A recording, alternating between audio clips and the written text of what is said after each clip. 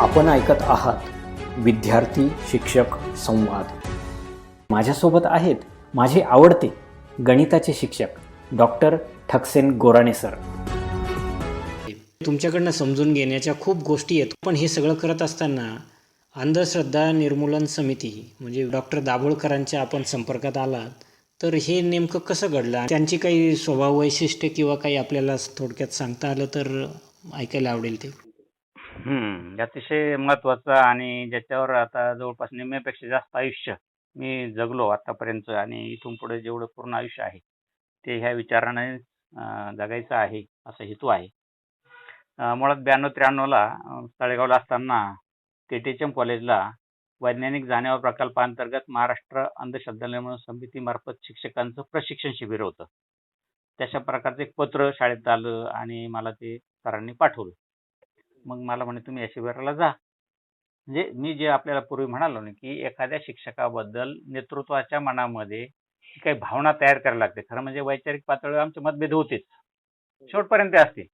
परंतु प्रदीप कुलकर्णी सरांच्या मनामध्ये एक ठामपणा होता की आर्थिक व्यवहारामध्ये हा माणूस तडजोड आहे, सतत शाळेचं विद्यार्थ्यांचं भलं पाहणार आहे आणि नवीन करण्याची काही उमेद बाळगून असतो. म्हणून अशा प्रकारचं कुठलंही आलं की सर माझा पहिल्यांदा संपर्क करायचे. त्याप्रमाणे ते पत्र मला पाठवलं. मी ते शिबिर केलं 92-93च्या शैक्षणिक वर्षात. 4 दिवसाचं 5 दिवसाचं होतं काहीतरी. त्याच्यामध्ये हे वैज्ञानिक दृष्टिकोन, श्रद्धा, अंधश्रद्धा, मनमानाचे आजार, फलज्योतिष हे शिकवलं तिथल्या कार्यकर्त्यांनी. पण मग 93-94च्या सगळ्या दरम्यानमध्ये पुढचे राहण्याला घर नव्हतं किंवा कौटुंबिक भाव बहिणींच्या अडचणी, शाळेमध्ये काही वेगवेगळ्या प्रकारच्या जबाबदारी याच्यामधून मला ते थेट काम नाही करता आलं. 96 साली मी मात्र मग माझा दाभोळकरांनी पत्र पाठवलं की तुम्ही असं असं शिबिर केलेलं होतं, जर तुम्हाला पुढं काही शिकायचं असेल तर तुम्ही जरूर या, राहण्याची खाण्याची सोय आम्ही करू आणि येण्या जाण्याचा भाडे खर्च तुम्ही करा. मे महिन्याच्या 96 सालातल्या मे महिन्यामध्ये मी तिथे गेलो. 10 दिवस तिथे राहिलो. चमत्काराचे प्रयोग हे सगळे वेगवेगळे विषय थेरॉटिकली असे संपन्न अनुभवातून आणि प्रत्यक्ष राहिल्यानंतर 10 दिवस केलं आणि त्या दिवसापासून मी सतत लगेच कामात रुजू झालो. म्हणजे 1 मे ला लगेच आम्ही कायदा व्हावा जादूटोणा विरोधी म्हणून कलेक्टर कचेरी समोर प्रत्यक्ष आंदोलन केलं. म्हणजे त्याच्यानंतर म्हणजे ते पहिलं आंदोलन होतं खरं रस्त्यात उतरून माझं. तत्पूर्वी मी BEd कॉलेजला असताना अशी आंदोलनं कोर्ट कचेऱ्या झाल्या होत्या माझ्याबद्दल. परंतु ह्या कामात मी प्रत्यक्ष आलो. त्याच्यानंतर 2000 साली डॉक्टरांशी चर्चा करून PhDचं ॲडमिशन अनुभव साहजिक आहे. माणूस म्हणून तू कुठेतरी नाव आलं पाहिजे, कुठेतरी भाषण केलं पाहिजे, कोणीतरी आपला विचार ऐकला पाहिजे कार्यकर्ता म्हणून. या सगळ्या गोष्टी अपेक्षित असतात. पण मग ते हळूहळू रुजवावं लागतं. कार्यकर्ता म्हणून घडण व्हावी लागते आणि ती इच्छाही लागते. आणि पहिल्यांदा म्हणजे तुमच्या संघटनेबद्दलचे सगळे शिस्त, नियम, तत्व तुम्हाला माहीत पाहिजे असावे लागतात. ते सगळं मी अनुकरण केलं हळूहळू आणि सगळ्यात मोठी संधी मला मिळाली. डॉक्टरांशी चर्चा केली. त्याच्यानंतर इतर काही सहकाऱ्यांशी की बाबा PhD करता येईल का? तर तो माझ्या आयुष्यातला म्हणजे माझी जी सुप्त इच्छा होती की संशोधक व्हायचं. भले मी फिजिक्समध्ये नाही झालो, परंतु समाजशास्त्रामध्ये मी डॉक्टरेट झालो, शास्त्रज्ञ झालो, समाजशास्त्रज्ञ झालो. आणि याच्यातून मला आज जे बळ मिळालं किंवा मी जे माझ्या खरं म्हणजे तुम्ही होते त्या काळात एवढं मी प्रखर नव्हतो या विचाराशी. परंतु त्याच्यानंतरच्या काळात अतिशय कडवा ज्याला म्हणता येईल अशा प्रकारचा विचार हा की जो समाजाला सहजासहजी रुचत नाही, जो संतांचा ऐकायला बरं वाटतं, गायला बरं वाटतं, पण प्रत्यक्ष आचरणात आणणं अतिशय अवघड गोष्ट असते. परंतु तो गरजेचा असतो हे पटवून देण्यासाठी. म्हणून तो माणूस सांगणार असतो त्या काळापुरता तरी तो फार प्रसिद्ध नसतो, फार लोकांना आवडतो असंही नसतं. परंतु हे घडलं, माणूस घडत गेला आणि त्याचा उपयोग म्हणजे डॉक्टर दाभोळकरांनी एकदा पुण्यामध्ये 2011-10च्या पहिल्यांदा मी जेव्हा गेलो त्यावेळेस आम्ही दोघं जण संध्याकाळची म्हणजे एक साप्ताहिक बैठक असते प्रत्येक शाखेमध्ये. संध्याकाळी बैठक झाल्यानंतर साधना मीडिया सेंटर आहे तिथं प्रधानांनी ते अनिसला दिलेलं आहे कार्यालय. तिथं बैठक झाली संध्याकाळी 8-8:30ला. 9 वाजले. मग डॉक्टर मला म्हणाले की चला आता आपण जेवायला जाऊ, कारण मी एकटा होतो, माझं कुटुंब नाशिकलाच होतं. डॉक्टरांनी मी जेवायला गेलो तर डॉक्टरांनी मला एक प्रश्न विचारला की मला असं सांग की तुला अनिसमध्ये म्हणजे अंधश्रद्धा निर्मूलन समितीतून काय फायदा झाला? आता जेवता जेवता हा अचानक प्रश्न एवढ्या मोठ्या माणसानं मला विचारल्यावर जरा गांगरलो. पण मी अतिशय थोडा 1-2 मिनिटं शांतपणे विचार केला, कारण शांतपणे विचार करूनच प्रश्नाची उत्तर द्यायची हे मी अनिसमध्ये आल्यानंतरच मला जास्त कळालं. मग मी त्यांना म्हणालो की डॉक्टर, पहिल्यांदा मी एक माध्यमिक शिक्षक. मी डॉक्टरेट झालो अंधश्रद्धा निर्मूलन सारख्या वेगळ्या आणि अतिशय संवेदनशील विषयात झालो आणि तुम्ही म्हणता त्याप्रमाणे महाराष्ट्रातला पहिला अंधश्रद्धा निर्मूलनाचा मी डॉक्टर आहे. ही माझ्यासाठी सगळ्यात मोठी आनंदाची गोष्ट आहे. दुसरा भाग असा की माझ्या ह्या सगळ्या शिक्षणाचा प्रत्यक्ष कामाचा हॅलो हा तर ह्या कामाचा माझ्या विद्यार्थ्यांना, सहकाऱ्यांना, त्या पालकांना, तिथल्या परिसरातल्या गावांना हा विचार समजला, पटला, त्यांनी त्यांच्यात बदल केले काही जे असतील ते, त्यांच्यासाठी तो शाळेसाठी, संस्थेसाठी माझा. तिसरा माझ्या कुटुंबाला झाला की माझी मुलं जी उच्च शिक्षित झाली, माझ्या कुटुंबाला एक वेगळी ओळख तयार झाली. अनेक मी ज्या ठिकाणी राहतो, त्यांच्या संपर्कात येतो, ते सगळे लोक माझ्या कुटुंबाकडे, माझ्याकडे ह्या अँगलने बघायला लागले की अरे हा माणूस नाही बरं का, हे सगळं वेगळं आहे यांचं आणि अतिशय कमी खर्चिक आहेत, साधे राहतात, साधे बोलतात, कुठलाही अवाढव्य खर्च, निरर्थक खर्च करत नाहीत. ही भावना ही पसरली समाजामध्ये आणि लोकांनाही बळ मिळालं. प्रत्यक्ष माझ्या कुटुंबामध्ये मी अशा प्रकारचे लग्नही केले. मुलीचं लग्न साध्या पद्धतीने केलं. हे आता नंतरची गोष्ट, पण जेव्हा दाभोळकरांनी हा प्रश्न विचारला तेव्हा त्यांना मी टप्प्यानं सांगितलं.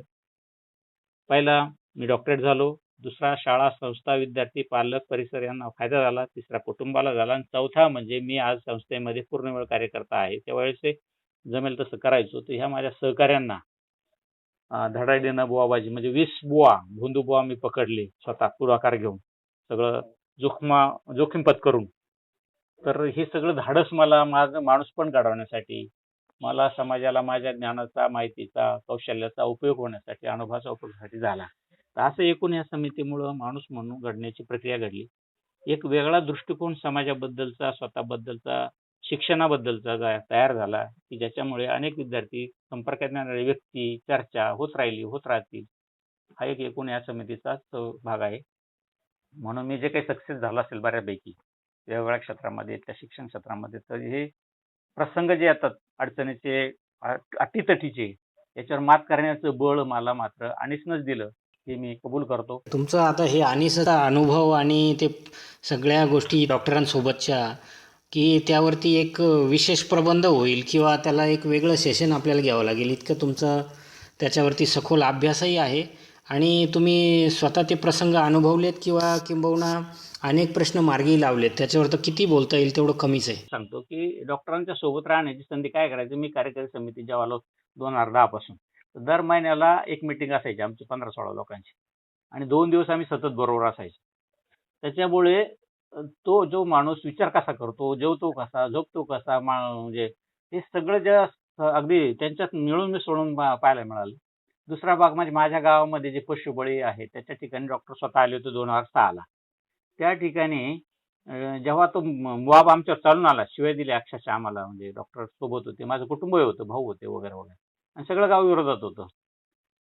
त्या पशुबळीच्या जत्रेमध्ये म्हाळोबा नावाचा देव आहे, तिथं ते 9 फूट उघड्यावर पशुबळी देण्याच्या विरोधात 2001 पासून आपण आंदोलन करायला सुरुवात केली, प्रबोधन, संघर्ष या पद्धतीनं. डॉक्टर स्वतः तिथं आले होते 2006ला आणि डॉक्टर येणार, हे सगळं बातमी दिली, डॉक्टरांचा सत्कार गावाच्या वतीने करावा याची सगळी मी तयारी केली आणि त्या दिवशी तिथं कोणी आलं नाही. फक्त माझं कुटुंब, माझे आमचे सहकारी सिन्नर शाखेचे, नाशिक शाखेचे, मी स्वतः, आणि डॉक्टर येऊन बसले. डॉक्टर आल्याबरोबर 25-30 मुलांचा, तरुण पोरांचा मॉब अक्षरशः शिवाय देत आणि चालून आला आमच्यावर. त्यावेळेस डॉक्टरांनी सरळ सांगितलं की तू काहीच बोलू नको, फक्त शांत बस. आता मला असं वाटलं हे येतील, मुलं अंगावर येतात काय, एवढ्या मोठ्या माणसाला काय दुखापत होईल का काय.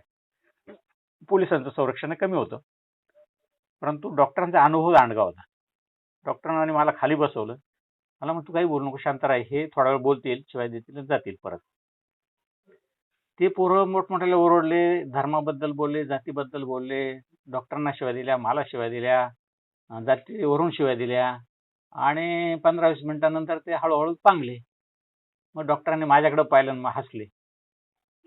मला म्हणे बघ असं काम करायचं म्हणजे हा वस्तुपाठच हो म्हणतो आपण ज्याला. प्रत्यक्ष प्रसंगातून तुम्ही कसं बाहेर पडायचं, तुमचा हेतू काय आहे, तुम्ही त्याप्रमाणे का पूर्वतयारी केली का, त्याप्रमाणे सगळं काम चालू आहे का तुमचं, हे पहिल्यांदा तपासा. नंतर प्रतिक्रिया चांगल्या वाईट येतील, तसं काही तुम्ही काळजी करू नका, तुमचा हेतू शुद्ध आहे ना, तुमचं भलं कशात, तुम्ही काय काय काय योजलेलं आहे ते योग्य असेल तर तुम्ही घाबरता कशाला. पण तरीही तुम्ही सगळे नियम, शिस्त, मर्यादा पाळा. हे सगळं डॉक्टरांनी त्यांच्यासोबत राहून, मांडणी करून हे वेळोवेळी घडवलेलं आहे. म्हणून त्याचा एक कालचा किस्सा सांगतो मी तुम्हाला, सांगतो वाटल्यास. डाकीण आणि भुताळीण नावाचं एक आपल्या समाजामध्ये अनिष्ट प्रथा आहे. म्हणजे एखाद्या गावामध्ये एखादी बाई भुताळीण असते, मग तिच्या घरचं कोणी खात नाही, तिला कोणी देत नाही, तिला लहान मुलांना दाखवत नाही. ती एखादं बैल किंवा जनावर मेलं तर तिच्यामुळेच मेलं, तिनंच मंत्र मारला, ती अमावस्येच्या रात्री, पौर्णिमेच्या रात्री बाहेर फिरते, डोक्याचे केस मोकळे सोडते वगैरे वगैरे. अशी वंदता गावामध्ये, खेड्यामध्ये, या ग्रामीण भागात, आदिवासी भागात असते. मग मी आज समितीला काल सुचवलं असं की आमचे 18-20 विभाग आहेत, त्याच्यामध्ये आपण हा विभाग घेतलेला आहे, परंतु मी अशी मागणी केली काल की दाखीण आणि भुताळीण अजूनही ग्रामीण भागामध्ये प्रत्येक गावामध्ये एखादी व्यक्तीला भुताळीण, माणसाला डाकीण, चटकीण वगैरे ठरवलं जातं. तर याच्याबद्दल आपल्याला एक स्वतंत्र विभाग करायला पाहिजे आणि त्याची मांडणी मी करतो आणि माझ्याकडे ते मॅटर आहे. तर आमच्या कार्यकर्त्यांना ते खूप आवडलं. समितीला सांगायचा हेतू असा आहे की हे सगळं सुचतं कसं, की तुम्ही त्या विषयाच्या खोलात जेव्हा जातात, त्याच्या चांगल्या वाईट परिणामांचा विचार करतात, त्याला तात्विक बैठक देतात. तो तुमचा दूरगामी विचार असेल, समाजाच्या हिताचा असेल, तर त्याला मरण नसतं. आणि म्हणून हे काम उभं करण्याचं कुठलंही बळ मिळतं ते अशा चांगल्या विचारातून, विवेकी विचारातून. आत्मसन्मानाने वागण्याचा, जगण्याचा पूर्णपणे अधिकार आहे, घटनेने सुद्धा दिलेला आहे. आणि तो जर फक्त काही लोकांच्या अज्ञानामुळे किंवा काही लोकांच्या भावनेमुळे तो मिळत नसेल तर हा मोठा अन्याय आहे. तुम्ही जे काम करतायत ते अतिशय मोठं काम आहे, महत्त्वाचं काम आहे. मानवता या धर्मासाठी खूप महत्त्वाचं योगदान आपलं आहे. आता बोलता बोलता तुम्ही कुटुंबाचाही त्याच्यात सांगितलं की कौटुंबिक फायदा, तर आपण त्या विषयावर थोडंसं बोलूयात, तुमची हरकत नसेल तर.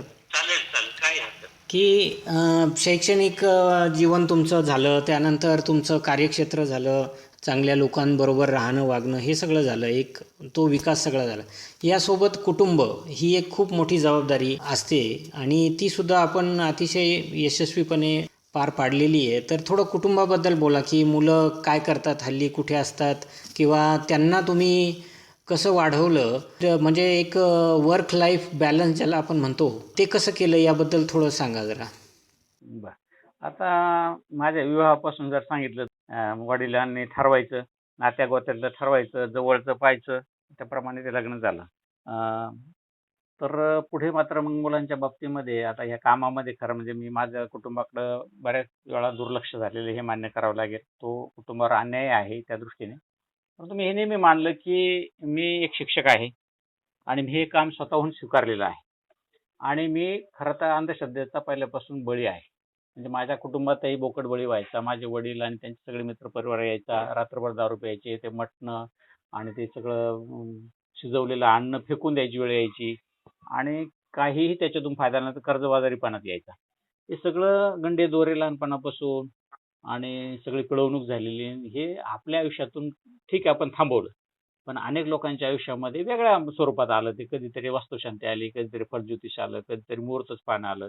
याच्या अंगाने अनेक सुशिक्षित म्हणणारे ग्रामीण आदिवासी तर आहेच आहे, परंतु आज शहरामध्ये मोठमोठे लोक सुद्धा याला मोठ्या प्रमाणात बळी पडतात. हे काम आपण करतो, पण हे सगळं करीत असताना त्याला बळ मिळतं ते कुटुंबातून.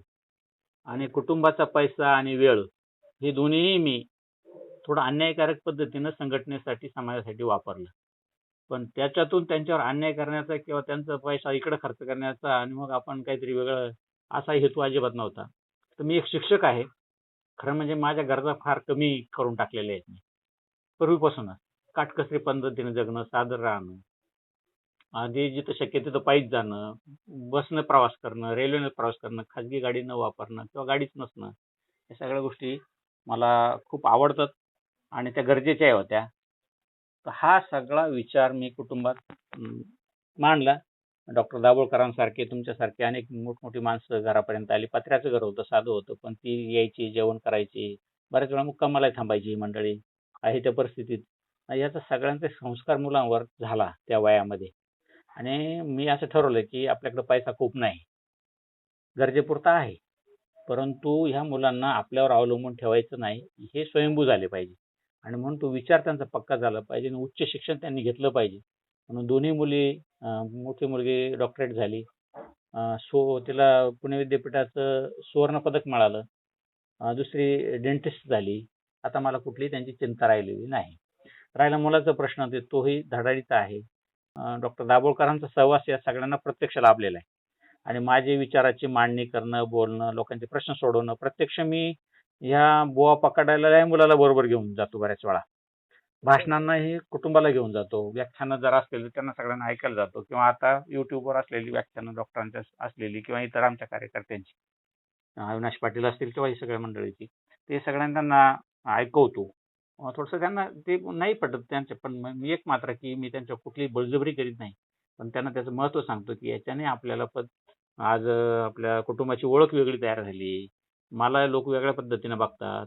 मी तुमच्यासोबत असल्यामुळे तुम्हाला तुमच्याकडे पाहण्याचा इतरांचा दृष्टिकोन आता बदलला. नाही बाबा, वराणे सरांची मिसेस आहे, मुलं आहे. त्यांचा अँगल लोकांचा तुमच्याकडे पाहण्याचा बदलतो. मुळात तुम्हाला एक चांगला विचार करता येतो. लोकांच्या दुःखात सहभागी करण्याची कशी पद्धत असते तेही तुम्हाला कळालेली आहे.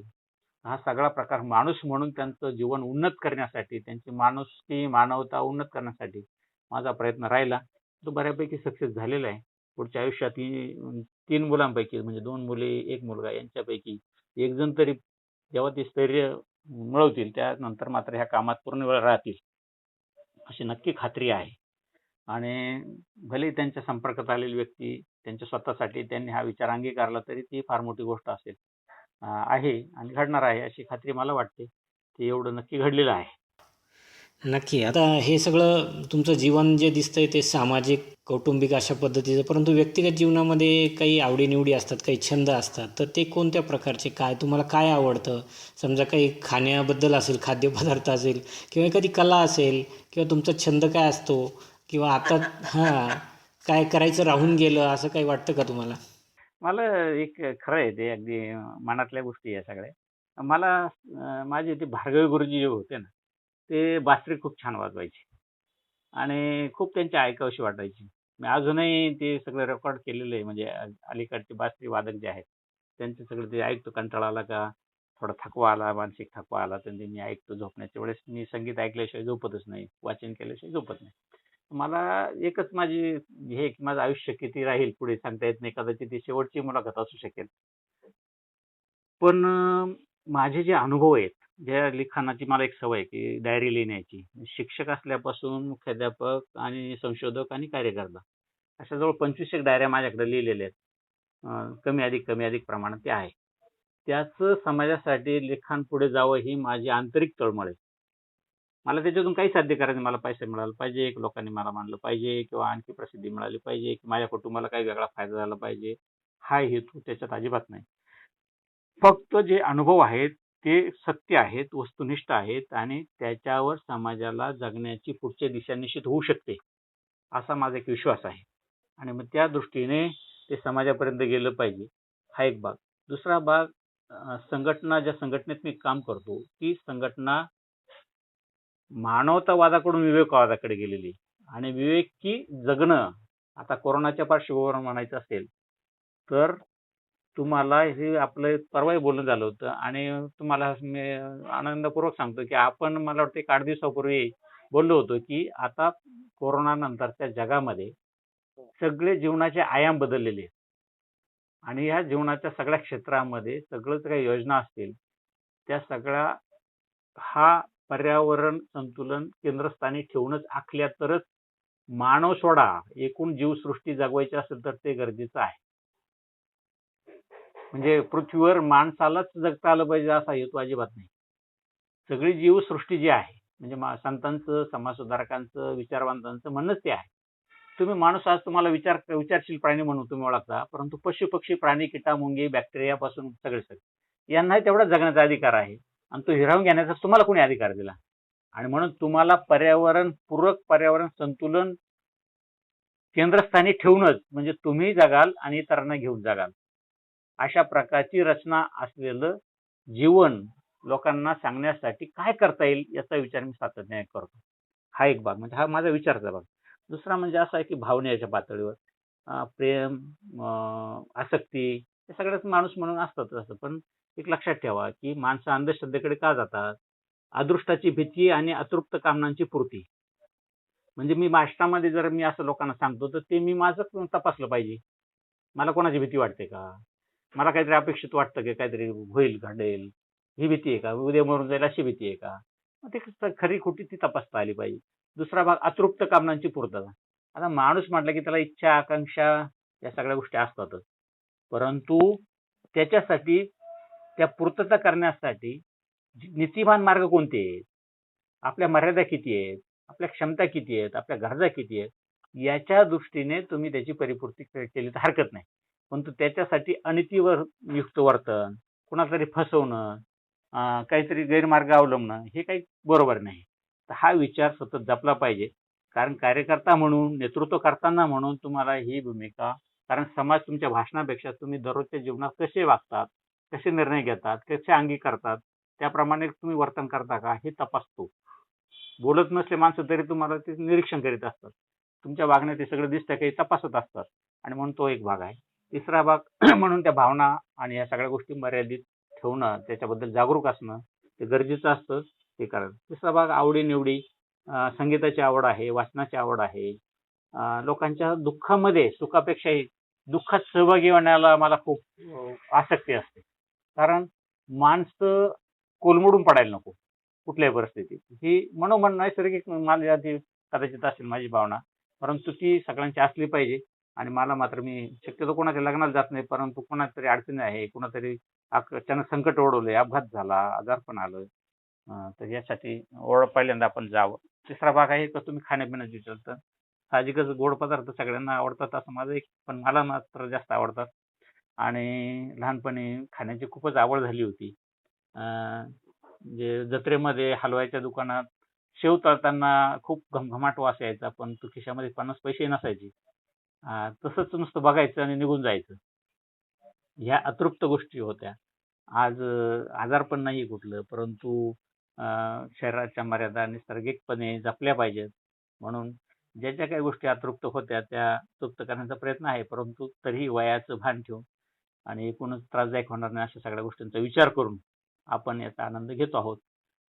आज मी तिला खऱ्या अर्थानं सगळ्या अर्थाने समाधानी आहे, एवढं नक्की मी खात्रीपूर्वक म्हणू शकतो.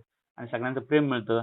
थोडासा स्वभाव तापट असल्यामुळं थोडासा लवकर संताप येतो, पण तो संताप हा सात्विक असल्यामुळं, त्याच्यामध्ये दुसऱ्याचं भले पण जास्त पाहत असल्यामुळं समोरची व्यक्ती जास्त दुखावत नाही, हे अनुभवाला येतं.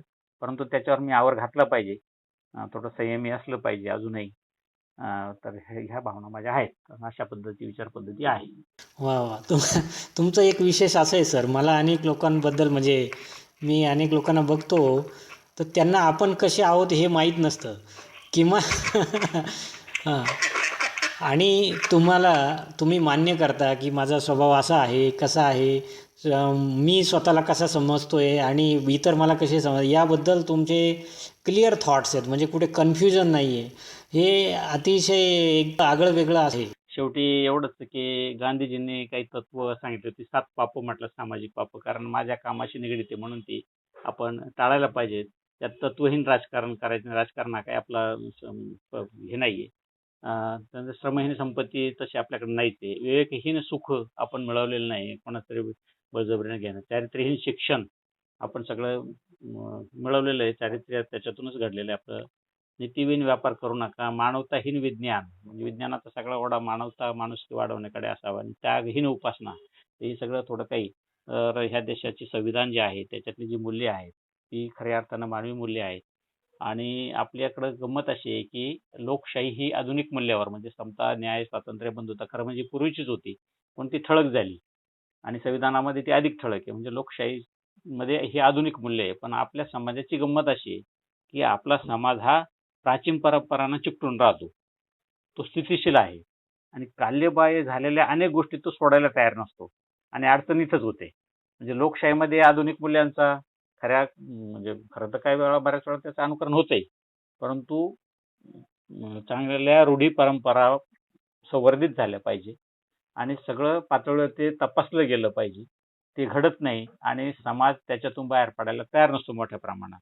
आधुनिक स्वीकारला पाहिजे. वरवरच्या सगळ्या भौतिक सुख घेतो, पण ते आंतरिक परिवर्तन जे आहे, की जे संतांनी सांगितलेलं आहे, समाजसुधारकांनी सांगितलं, तर या अंगाने मला थोडं लिहायचं आहे, की ते निरंतर लोकांच्या उपयोगी ठरू शकेल. आणि दुसऱ्या बाजूला तुम्ही म्हणालात आपले सगळं तुम्ही माझ्या जीवनात साक्षीदार आहात तसे.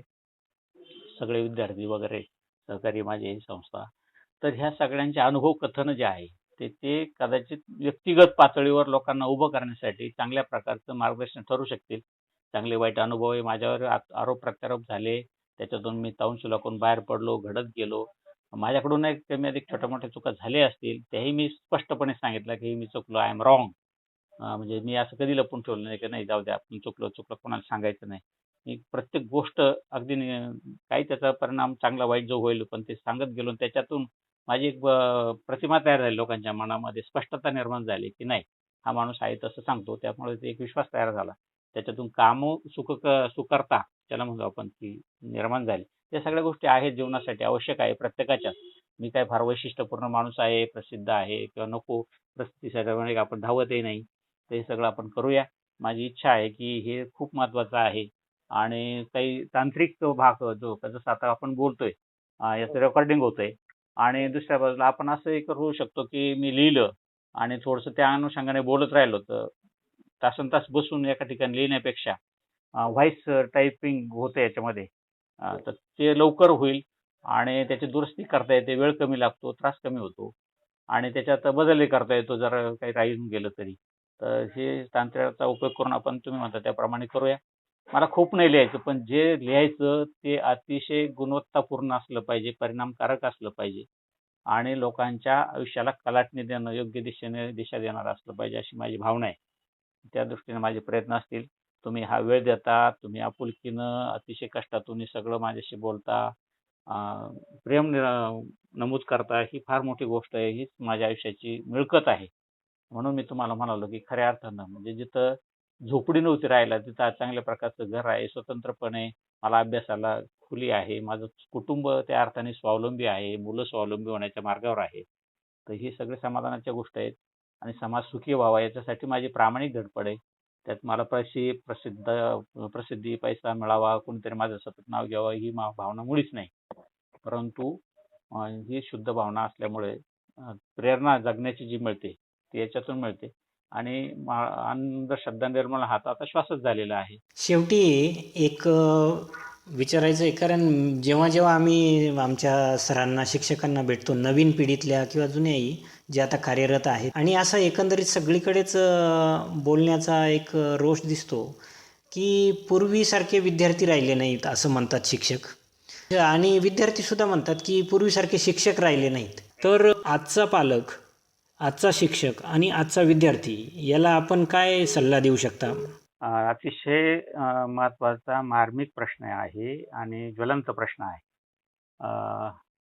खरं म्हणजे मी पहिल्यांदा सुरुवातीला म्हणालो, की मी थोडंसं ह्या सगळ्या शिक्षक प्रक्रियेमध्ये माझं आयुष्य गेलं 32-33 वर्षाचं. थोडं त्या बाबतीत मी निराश आहे. कारण असं आहे, की मला म्हणायचं नाही मी फार अगदी सक्सेस केलं. पण शिक्षक हा नेहमी आजीवन विद्यार्थी असला पाहिजे. तो धडपडे असला पाहिजे. नोकरीपुरता मर्यादित विचार त्याने करता कामा नये. त्याने त्याला जो मोबदला मिळतो त्याच्यापेक्षा जास्त काम त्याने केलं पाहिजे आणि सतत विद्यार्थ्याच्या बद्दलच तो भले त्यांच्यातलं काही सांगू ना सांगू, पण त्यांच्यासोबत तो असला पाहिजे. त्यांच्याशी संवादित असला पाहिजे. काय होतं, की शिक्षकाचा संपर्क, सहवास विद्यार्थ्याशी कमी झाला, की तिथं अविश्वास, तिथं अनादर या सगळ्या गोष्टी निर्माण होतात आणि ते नातं तुटत जातं. तुमचं नातं केवळ वर्गापुरतं नकोय.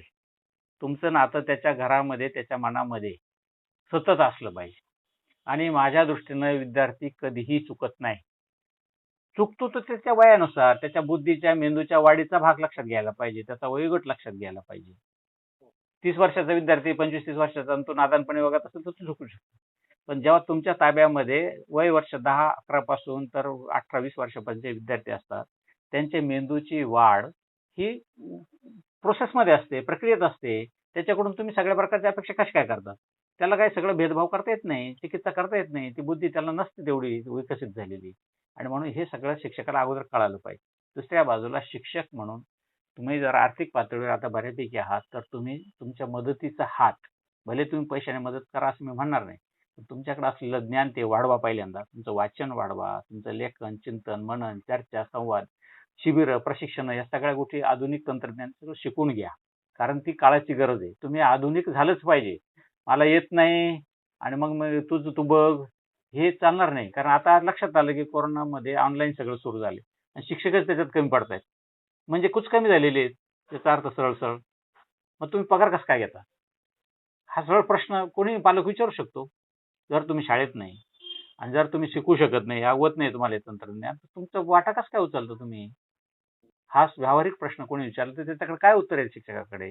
म्हणून मला असं म्हणायचं, कोणाला नाव नाही ठेवायचं, परंतु तुम्हाला तुमची भूमिका अतिशय ठळकपणे वाटवता आली पाहिजे. त्याच्यासाठी सगळ्या साधन सुविधा तुम्ही स्वतः उपलब्ध केल्या पाहिजे. नसेल तुम्हाला येत तर ते तुम्ही मिळवलं पाहिजे आणि त्याच्यामुळं हा सुसंवाद वाढला पाहिजे. विद्यार्थी शिक्षक लांब जाता कामा नये. एकमेकाचे गुण स्वीकारा, पण द्वेषपूर्ण वातावरण निर्माण होता कामा नये. आणि विद्यार्थी चुकतो, विद्यार्थी भरकटतो, परंतु त्याला पुन्हा मुख्य रस्त्यावर आणणं, कार्यरत ठेवणं, प्रगतिशील ठेवणं हे शिक्षकाचं काम आहे. ते शिक्षकानं सातत्यानं केलेलं आहे. त्याची नेमणूकच त्याच्यासाठी आहे ना. त्याला ते समजलं पाहिजे. त्याच्या स्वतःच्या जबाबदारीचं, कर्तबगारीचं भान त्याला असलंच पाहिजे, अशी माझी प्रामाणिक इच्छा आहे. 6व्या वर्षापर्यंत विद्यार्थ्याची जी काही कौशल्य असतात स्वतःची, शारीरिक कौशल्य, मानसिक कौशल्य, ती अतिशय प्राथमिक पातळीवर विकसित होणारी असतात. ते शिक्षकाला समजलं पाहिजे. आणि म्हणून त्याच्याकडून तुला आलंच पाहिजे, तू केलंच पाहिजे, तू इतरांपेक्षा कमीच पडतो, असं द्वेषपूर्ण बोलणं त्याच्यात तुम्ही मारले जाते. ह्या काळामध्ये त्याची जडणघडण ज्या पद्धतीने होते, म्हणजे लिहिण्यापासून, अक्षरापासून तर विचार करण्यापर्यंत, ती त्याला आयुष्यभर टिकते. अंतर्मनामध्ये ह्या सगळ्या गोष्टी, म्हणजे भूत कधी निर्माण होतं माणसाच्या मनामध्ये, त्या काळात सांगितलेलं असतं ते. म्हणून ते आयुष्यभर त्याच्या मनामध्ये भूताची संकल्पना असते. असं हे सगळं समजून उमजून केलं तर विद्यार्थ्याला खरं म्हणजे पालकांची ही जबाबदारी मोठी, कुटुंबामध्ये नातेसंबंधांची जबाबदारी, की तुम्ही एखादा माणूस घडत असेल, एखादा मुलगा असेल तर त्याला टाकून न बोलणं, त्याचा अपमान न करणं, झाला अपमान तर त्याला त्याच्यावर मात करता आली पाहिजे अशी त्याची मानसिक घडण करणं, हे सगळं अतिशय क्षणोक्षणी शिकण्याची प्रक्रिया, म्हणजे आजीवन शिक्षण त्याला म्हणतो. म्हणजे गांधीजींचं एक वाक्य आहे, education for life, education through life आणि एज्युकेशन थ्रू आउट लाईफ. म्हणजे जीवनासाठी शिक्षण, जीवनातून शिक्षण आणि जीवनभर शिक्षण, ही सगळी प्रोसेस असते, प्रक्रिया असते. म्हणून सातत्याने जेव्हा माणूस संपतो, नष्ट होतो, तेव्हाच त्याची शिक्षणाची प्रक्रिया थांबते.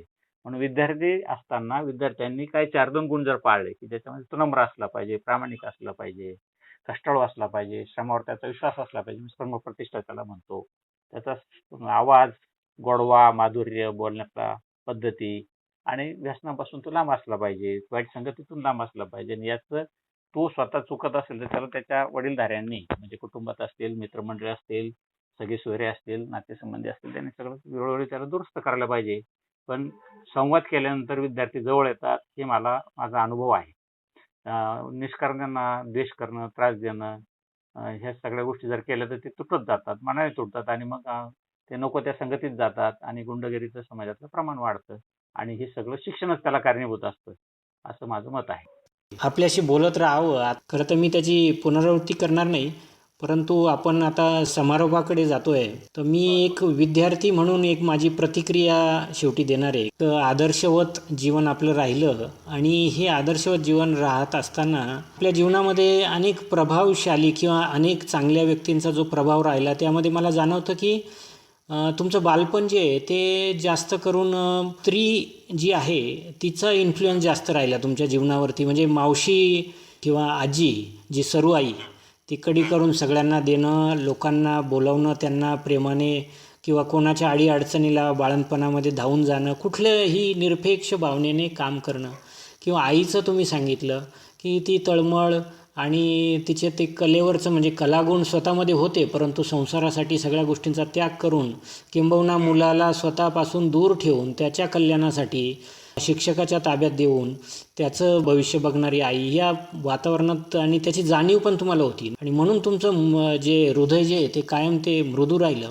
आणि शिक्षकी पेशाकडे तुम्ही जर वळाले नसतात तरच म्हणजे आश्चर्य वाटलं असतं. कारण बिरारी सर किंवा भावे गुरुजी ही अशी काही मंडळी होती की त्यांचं म्हणजे चालते बोलते विद्यापीठ होतं आणि त्यामुळे तुम्हाला ते शिक्षकी पेशाबद्दल ह्या आकर्षण हा म्हणजे मला तरी योगायोग वाटत नाही. आणि त्यामुळे तुम्हाला आज शेवटी तुम्ही सांगितलात की जीवनात समाधानी आहे, कारण त्याची जी बीज जी आहे ते त्याच वेळी तुमच्या बालपणाच्या काळामध्येच ते रोवलं गेलं होतं की तुम्हाला शिक्षण क्षेत्रात काम करायचं आहे. पुढे असताना तुमची आजी जी आहे सरुआई, तिच्यामध्ये मला इतकं नेतृत्व गुण आणि सेवाभाव दिसतो की तुम्ही आज पण शिक्षक आहे, 2 पैसे मिळतात, कुटुंब आहे, सगळं नीट चाललं आहे, तर कशाला ते विज्ञान आणि लोकांचे आणखी शत्रुत्व निर्माण करून घ्या, त्यांच्या अंधश्रद्धा. परंतु असं न करता तुम्ही त्याच्या पलीकडे जाऊन जे एक स्वतःला झोकून घेतलं वेगळ्या कार्यामध्ये, तर हे कुठून तरी म्हणजे आजीकडून आल्यासारखं वाटतं. कारण आजीचा जो स्वभाव असेल आणि तुम्हाला जास्त सहवास त्या आजीचाच लाभलेला आहे, त्याच्यामुळे त्या आजीचा खूप इन्फ्लुएन्स तुमच्या जीवनावर म्हणजे तुमच्या बोलण्यातून सतत जाणवतो तो.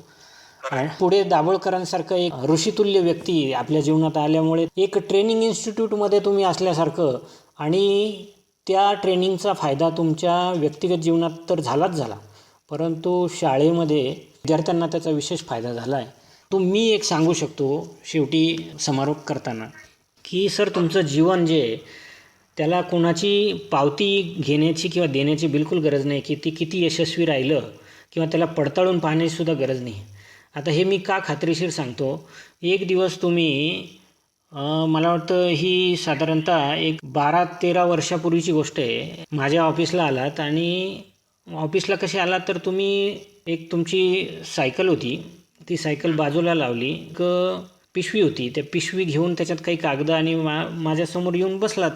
बोलता बोलता चौकशी करताना सर तुम्ही कुठून आलात, कुठे चाललात, तर तुम्ही सांगितलं की हे काही PhDचं काही मी बनवलेलं आहे रिसर्च पेपर, ते आता यांना माझे गाईड अमुक अमुक आहे, त्यांना दाखवायचं आहे वगैरे वगैरे तुम्ही सांगितलं आणि तुम्ही निघून गेला.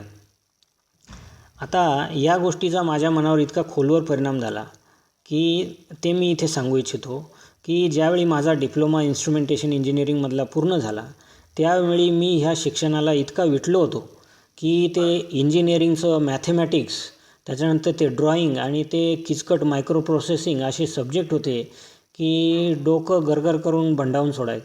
तर त्या ज्यावेळी परीक्षा झाली ना, म्हणजे परीक्षा देत असतानाच मी ज्यावेळी अभ्यासाची तयारी करत होतो, आम्ही 2-4 मित्र होतो, आम्ही प्रतिज्ञा घेतली होती की शिक्षणाचं ही शेवटचं परीक्षा इथून पुढे कुठलाही फॉर्म भरायचा नाही, शिक्षण घ्यायचं नाही, अभ्यास करायचा नाही, झालं तेवढं झालं. आणि माझा एक गोल, माझे बंधू दादा, विलासदादा, तर आम्ही बोलता बोलता ठरवलं होतं की उद्योजक व्हायचं आहे, आणि उद्योजक जर व्हायचं आहे तुम्हाला तर फार शिक्षणाची गरज नाही असं मी ठरवून घेतलं होतं मनाशी.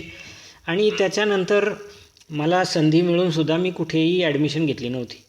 परंतु ज्या दिवशी तुम्ही ऑफिसला आलात, ते चर्चा केली आणि तुम्ही निघून गेलात, मी त्या दिवशी इतका विचार केला की माझे शिक्षक या वयामध्ये अभ्यास करतात, परीक्षा देतात, आणि मी त्यांचा विद्यार्थी, मी शिक्षणाला इतका का विटलो किंवा इतका का नकारार्थी झालो शिक्षणाबद्दल. त्याच दिवशी मी लगेच मनाशी असं ठरवलं की पुढचं शिक्षण कसं रिझ्यूम करता येईल याच्या प्रयत्नात राहिलो. त्याच्यानंतर मला कळालं की इथे पुणे विद्यापीठाने एक असा कोर्स काढलेला आहे की तुम्ही जरी काम करत असाल तरी शिकता येतं. तर मी post graduate diploma in business मॅनेजमेंटला ॲडमिशन घेतली. त्याच्यानंतर मग ते 2 वर्ष केलं, त्याच्यानंतर MBS केलं, नंतर MBA केलं. पुढे आता परदेशात गेलो, जगातल्या सर्वोत्तम विद्यापीठामध्ये शिकण्याची संधी मिळाली, आणि आजसुद्धा तुमच्या आदर्श डोळ्यासमोर ठेवून माझं संशोधनाचं कार्य सुरू आहे. आणि मनाशी मी खुणगाठ बांधलेली आहे की अंतिम श्वासापर्यंत मी विद्यार्थी दशेत राहील आणि शिक्षण घेत राहील. आता याला एकमेव हे मला कोणी सांगितलं नाही किंवा तुम्हीसुद्धा मला येऊन सांगितलं नाही की तू शिक किंवा असं कर, परंतु तुमचं जीवन इतकं आदर्शवत आहे सर विद्यार्थ्यांसाठी की तुमचं वागणं, चालणं, बोलणं, प्रत्येक गुण, शब्द हे विद्यार्थ्यांसाठी एक आदर्श आहेत आणि ते कृती करण्यायोग्य आहेत. ते आदर्शवत जीवन तुमचं पूर्ण राहिलेलं आहे आणि इथून पुढे तुम्ही अतिशय ॲक्टिव्ह आहात. म्हणजे काल परवाच आपण बोललो की आम्हाला लाज वाटते की या वयामध्ये आपले सर इतके काम करतात आणि आपण तितकं करत नाही. तर ती एक प्रेरणा तुम्ही अजून आमच्यापर्यंत ठेवलेली आहे आणि तुम्ही लिखाण करावं, कारण तुमचे अनुभव खूप आहेत. आपण कितीही वेळ बोलत राहिलो तरी ते सगळे काही शब्दबद्ध होणार नाहीत. म्हणून आपण, माझा कायम तुम्हाला आग्रह राहिलेला आहे बघा, आणि इतर अनेक विद्यार्थ्यांची अशी इच्छा आहे, तुमचे सहकारी जे आहेत त्यांच्याशी मी अनेक वेळा बोललेलो, इतर सर आहेत, की सरांकडे इतकं आहे देण्यासारखं की ते त्यांनी शब्दबद्ध करावं जसं वेळ मिळेल तसा.